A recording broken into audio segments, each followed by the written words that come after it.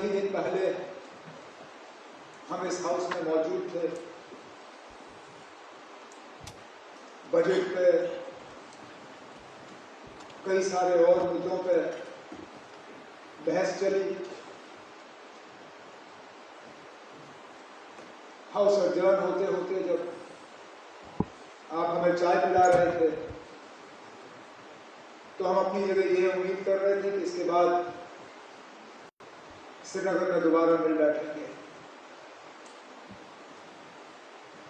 तब किसने सोचा था कि जम्मू कश्मीर में ऐसे हालात बनेंगे कि हमें दोबारा यहाँ इस माहौल में मिलना पड़े। सबसे पहले तो मैं लेफ्टिनेंट गवर्नर साहब का शुक्रिया करूंगा कि काउंसिल ऑफ मिनिस्टर्स के मशवरे पे ये स्पेशल असेंबली सेशन बुलाया गया। हमने जब काउंसिल ऑफ मिनिस्टर्स में मीटिंग की, पहलगाम के हमले के बाद उसकी निंदा करने के लिए, उसकी मजम्मत करने के लिए और उन 26 लोगों के साथ हमदर्दी करने के लिए उस वक्त ये तय हुआ कि हम ऑनरेबल लेफ्टिनेंट गवर्नर साहब से गुजारिश करेंगे कि वो एक दिन का सेशन बुलाएं। वो इसलिए कि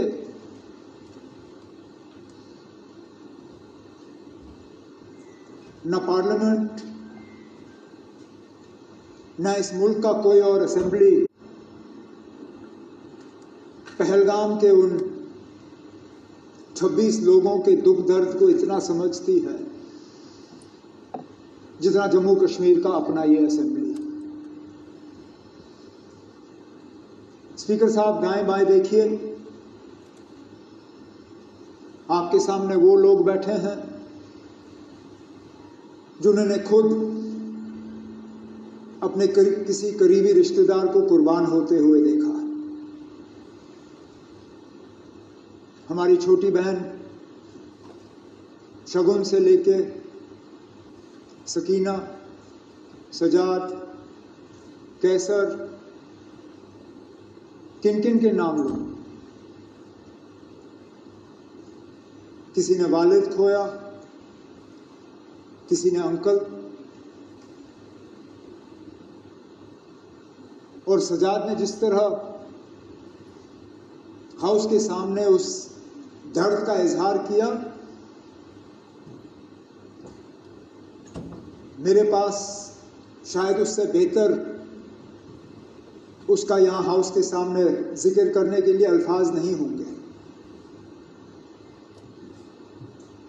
हम में से कितने हैं जिनके ऊपर हमले हुए। रफीक साहब, इन्होंने अपने वालिद साहब पे हमला होते हुए देखा। उस हमले की जो निशानी उन पे रही, कब्र तक वो उन जख्मों को ले गए। इसी तरह कई सारे हमारे साथी जो अगर हम गिनना शुरू करें, गिनते गिनते थक जाएंगे कितने हमले हुए।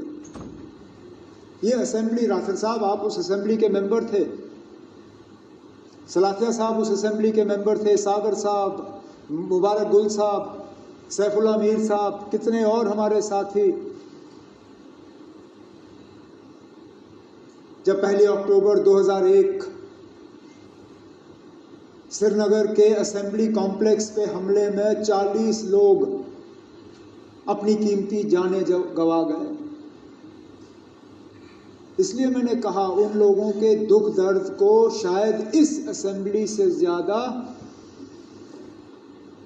कोई और असेंबली या पार्लियामेंट समझ नहीं पाएगी। इसलिए हमने चाहा कि यहां इस हाउस के तरफ से अजमत हो और उन 26 खानदानों के साथ हम अपनी जो है उनके साथ हमदर्दी करें हम।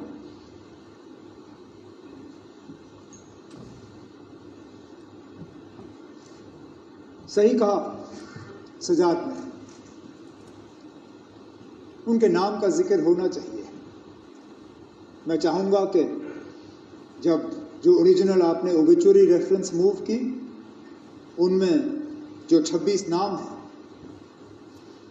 लेफ्टिनेंट नेवी के अफसर विनय नरवाल हरियाणा से, एन रामचंद्रन केरला से, दिनेश अग्रवाल छत्तीसगढ़ से, अतुल श्रीकांत मोनी महाराष्ट्र से, नीरज उधवानी उत्तराखंड से यूएई में काम कर रहे थे, समीर गुहा वेस्ट बंगाल से, सुशील नथियाल मध्य प्रदेश से, संजय लेले महाराष्ट्र से, संदीप न्योपानी नेपाल से, बितेन अधिकारी वेस्ट बंगाल से, मंजूनाथ राव कर्नाटक से, दिलीप देसले महाराष्ट्र से, प्रशांत सतपति, मनीष रंजन बिहार से,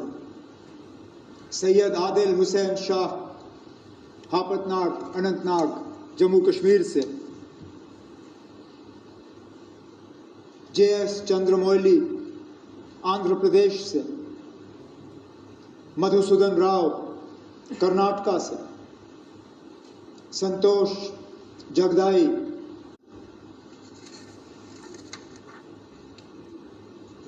कस्तूबा गनवोटे महाराष्ट्र से,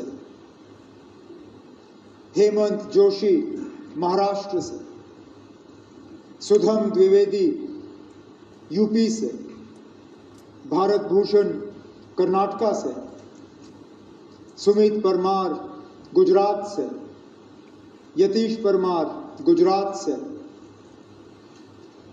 टेगे हलिंज अरुणाचल प्रदेश से और शैलेश भाई गुजरात से। स्पीकर साहब, उत्तर से लेके दक्षिण, पूरब से लेके पश्चिम, कहाँ अरुणाचल, कहाँ गुजरात, कहाँ जम्मू कश्मीर, कहाँ केरला और बीच की सारी रियासतें, पूरा मुल्क इस हमले के लपेट में आया है। ये सही है स्पीकर साहब, ये पहला हमला नहीं था। हमने कई हमले होते हुए देखे।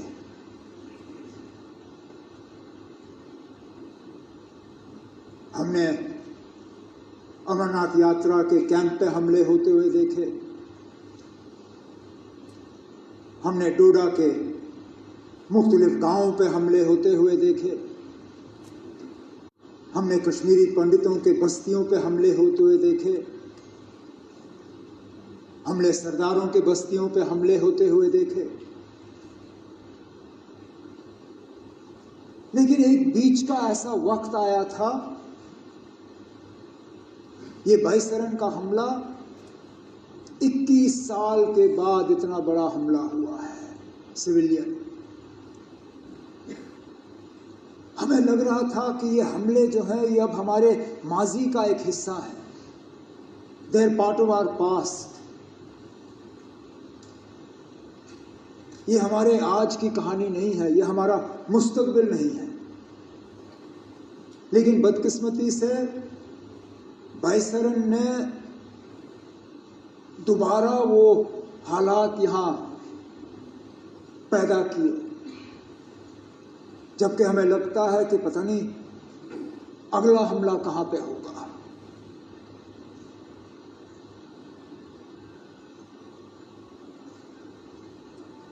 मैं अपनी जगह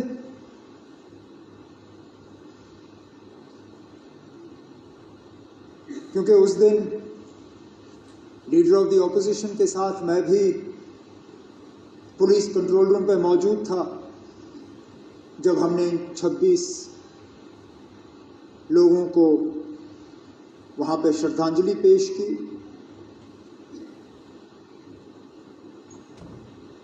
मेरे पास अल्फाज नहीं थे कि मैं क्या कह के उनके घर वालों से माफी मांगूं।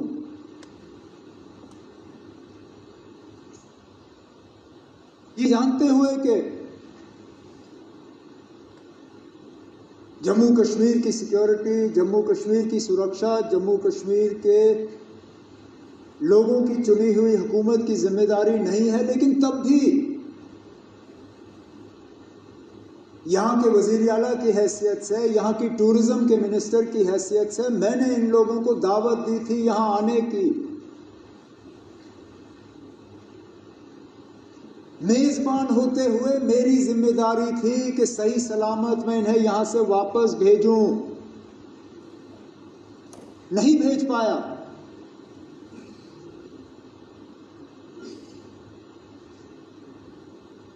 और माफी मांगने के अल्फाज नहीं थे।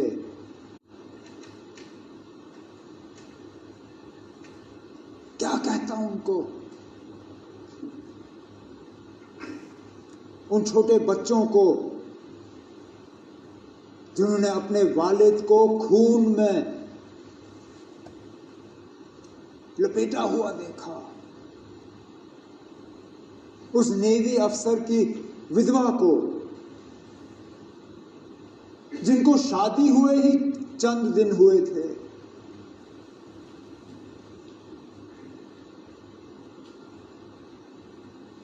मुझे एक दो आए, मुझे कहा हमारा कसूर क्या था, हम पहली मर्तबा कश्मीर आए थे छुट्टी मनाने के लिए,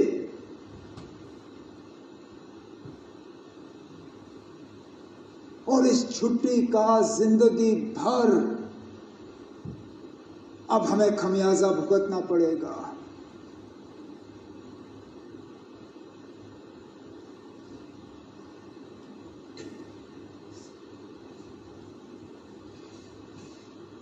जिन लोगों ने ये किया,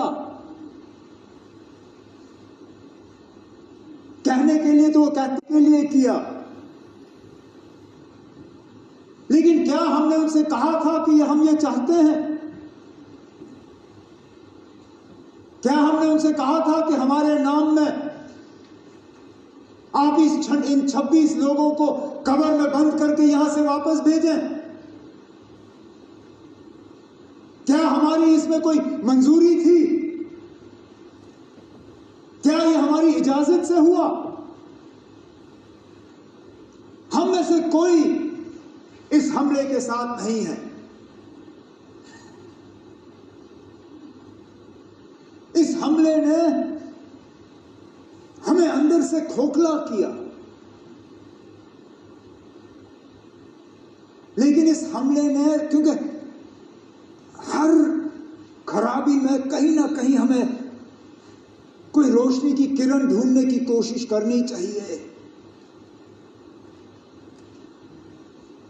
बहुत मुश्किल है इन हालात वो रोशनी ढूंढना, लेकिन स्पीकर साहब पहली मर्तबा 26 साल में मैंने जम्मू कश्मीर में किसी हमले के बाद लोगों को इस तरह बाहर आते हुए नहीं देखा। कठुआ से लेके कुपवारा तक शायद ही कोई शहर या गांव ऐसा जहां लोगों ने बाहर आके इस हमले की मजम्मत नहीं की, कहा कि ये मेरे नाम में नहीं हुआ, नॉट इन माय नेम। ये आपने जिसके लिए भी किया हो, मेरे लिए नहीं किया। और ये लोगों का बाहर आना, इसमें हम में से किसी का हाथ नहीं है। हुकूमत ये कहे कि हमने कराया, कोई और ये कहे हमने कराया, कोई नहीं ना। हम भी इस गाड़ी पे चढ़े, हमने इस गाड़ी पे सवारी की, लेकिन गाड़ी चलाई हमने नहीं। ये लोगों ने खुद गाड़ी बना के इस पे सवार होके जुलूस निकाले, नारे दिए, बैनर बनाए, मोमबत्तियां जलाई, ये कहने के लिए कि हम इस हमले के साथ नहीं हैं।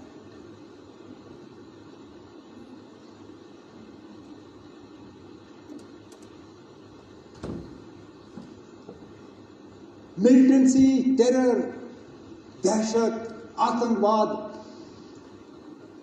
इसका खात्मा तब होगा जब लोग हमारे साथ होंगे। और ये स्पीकर साहब उस मौके की शुरुआत है।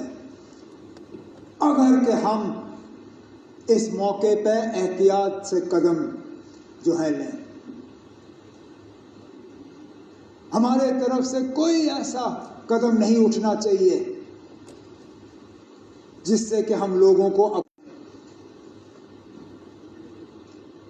कोई हमारे तरफ से ऐसी बात नहीं होनी चाहिए या कोई एक्शन हमारे तरफ से जिससे ये जो अपने आप में पैदा हुआ इसको कहीं जख्म पहुंचे। क्योंकि सही कहा सजाद ने, हम बंदूक के जरिए मिलिटेंसी को कंट्रोल कर सकते हैं, उसको खत्म नहीं कर सकते। खत्म तब होगा जब लोग हमारे साथ होंगे। और आज लगता है कि लोग अब वहां तक पहुंच रहे हैं। स्पीकर साहब, मस्जिदों में जुमा नमाज से पहले 2-2 मिनट की खामोशी इख्तियार की गई। जामा मस्जिद श्रीनगर, ये शायद बाकी मुल्क में लोग इतना इस चीज को समझेंगे नहीं। आप और मैं समझते हैं ना। हम समझते हैं किसी हमले के बाद उस मस्जिद में 2 मिनट की खामोशी का मतलब क्या है।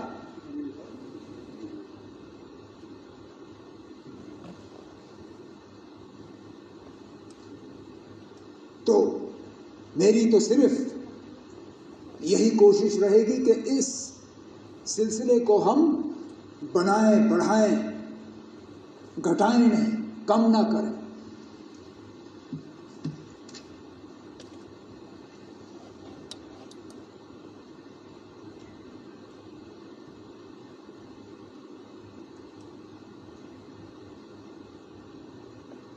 हाफतनार के उस नौजवान आदिल के बारे में क्या कहें।